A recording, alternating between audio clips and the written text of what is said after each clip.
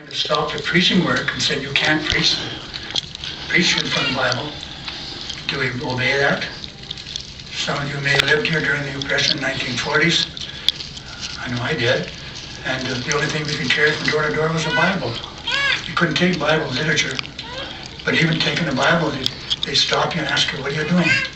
You explain. Nothing wrong, nothing against the law. But you're distributing books? No. But this lady's got a book. What's in that book? Look inside. It says, Personal Property of James Thompson. It's my book. I just loaned it to her.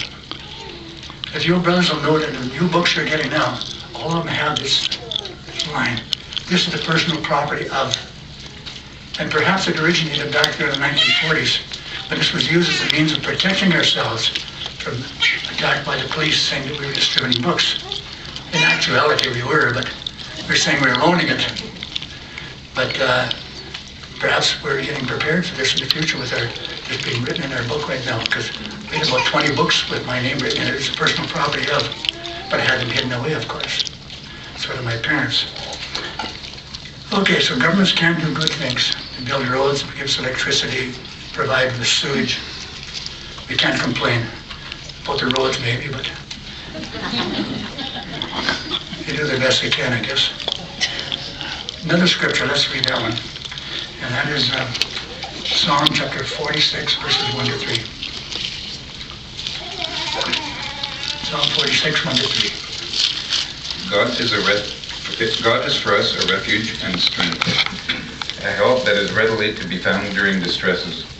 That is why we shall not fear, though the earth undergo change, and though the mountains totter into the heart of the vast sea, though its waters be boisterous, foam over, though the mountains rock at its uproar.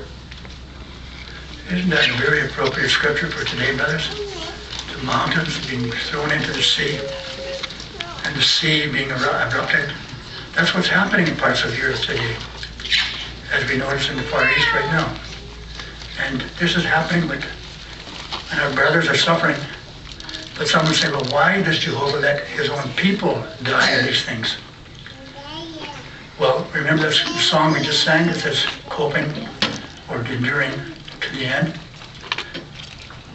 We have to be ready to go to the end, not just of the world, but the end of our life, maybe before that.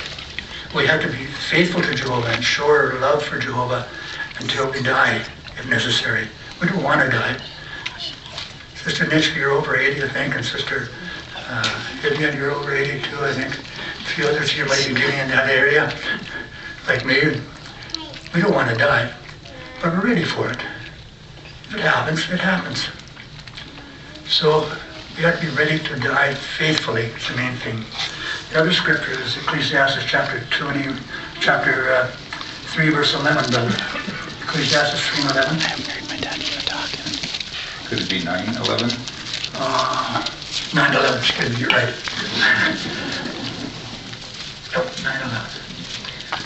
I return to see under the sun that the swift do not have the race, nor the mighty ones the battle, nor do the wise also have the food, nor do the understanding ones also have the riches, nor do even those having knowledge have favor, because time and unforeseen occurrences befall them all.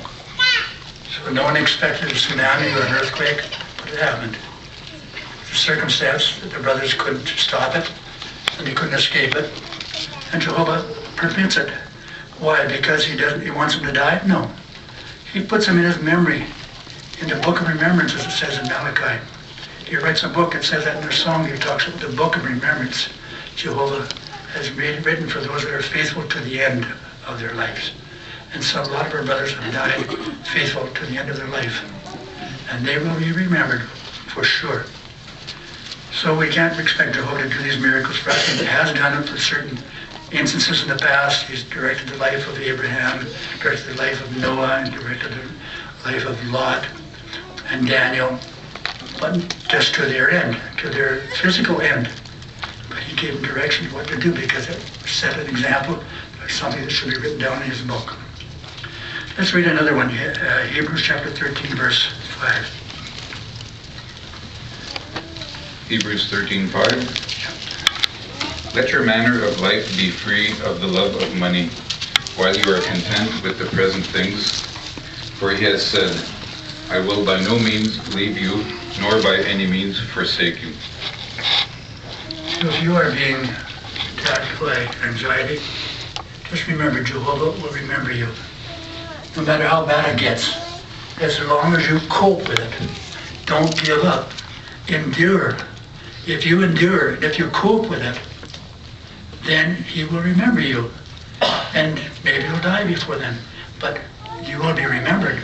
It's the promise of the Creator of the universe. So this is very important for us to remember when we're coping with anxiety. Next one is Philippians 1:9-11, something personally we can do to prolong our life a little bit more. Philippians 1:9-11. And this is what I continue praying, that your love may abound, yet more and more with accurate knowledge and full discernment, that you may make sure of the more important things, so that you may be flawless, and not be stumbling others up to the day of Christ, and may be fulfilled with righteous fruit, which is through Jesus Christ, to God's glory and praise. Right. So where are your treasures? In heaven, it says. That doesn't mean you're going to go to heaven, but Jehovah is in heaven, and his record book is in heaven, his symbolic record book. He keeps track of you.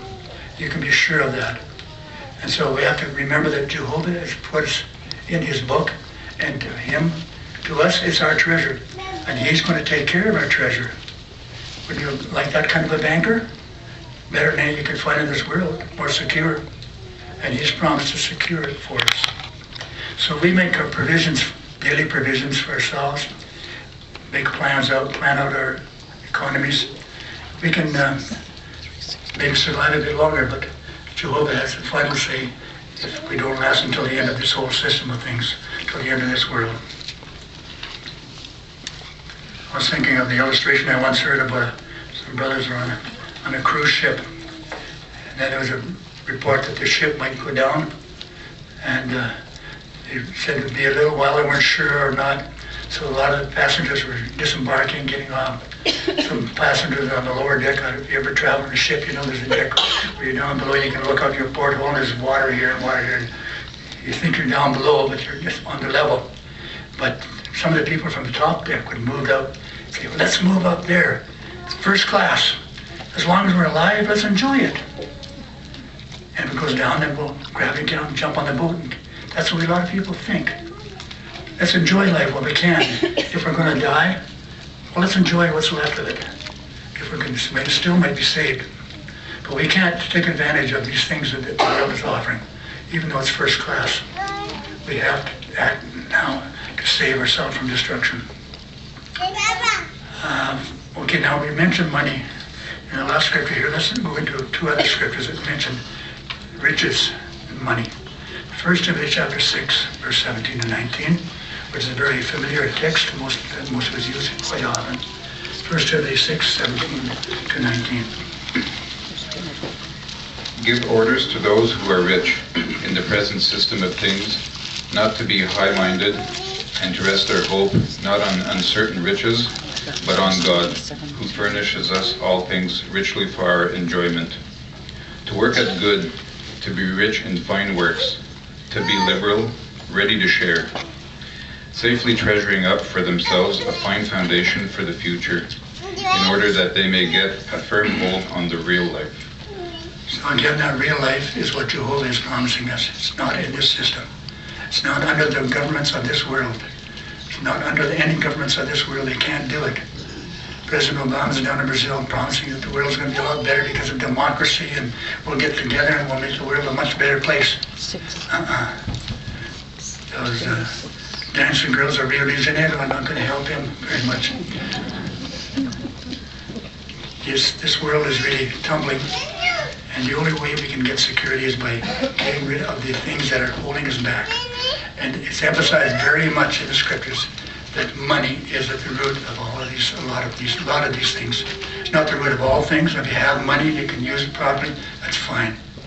But to make a search for it, to make it your goal in life, and to have money, to have the ability to buy stuff, it's not really the right goal to get, to have, because we can lose our life doing that. And the warning is contained in chapter 6 also, but verses 6 to 10.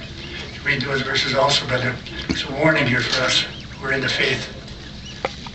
1 Timothy 6.